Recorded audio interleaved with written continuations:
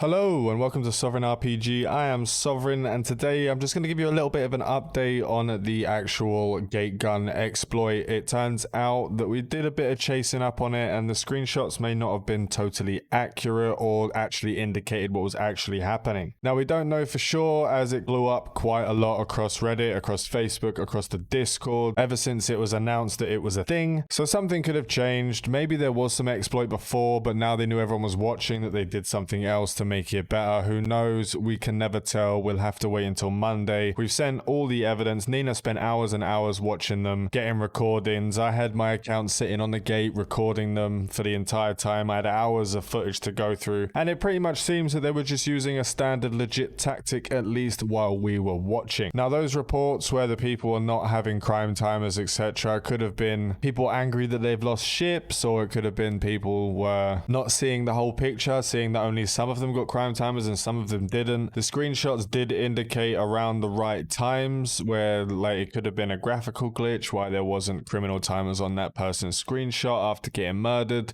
There's also been some people saying that the actual if you scram a pod and set that pod to self-destruct it causes you not to get a criminal timer for a certain period of time afterwards. I haven't been able to replicate that one at all, so I don't even know if that's a thing. Maybe I was just doing it wrong or I didn't have the full amount of details for it, who knows. But what we did see was slashers going towards the gate guns using the scrams to get the criminal timers to be attacked first, being closest to the gate guns, while all of the bigger ships alphaed the ship that they were targeting off the field whilst aligned to a celestial or whatever they were aligned to and warping off as soon as it had died. It only took one shot as they had a lot of big ships, and obviously with people offline autopilot they haven't got much defense. So if you are going through certain areas in low sec, make sure to keep an eye on where you're going. Don't always go completely offline autopilot, at least until it's sorted. The devs had said before that it is 100% safe, or it should be 100% safe to be going from gate to gate, from gate to station in low sec, but currently it is not. Make sure to look on the map. Just open up the pie chart on the system map screen. It will show you how many people have been killed in certain areas at that time. That's a really good indication if there's a gate camp on your route. Just have a look through. If there's nothing on the way through, then you can offline autopilot at your own discretion. But if there is, say, 50 kills in the past blah blah amount of hours, then don't offline autopilot through it. When you get through, have a DCU and a travel fit. If you're in a battleship, have a couple of auras on there, stick a DCU, activate your tank. You'll be able to get through because they're not going to stick around for longer than one shot. If they can't get you in one shot, they're going to warp off or they're going to leave you. Otherwise, they're going to be losing all of their ships. It is possible to get through this legit style of gate camping.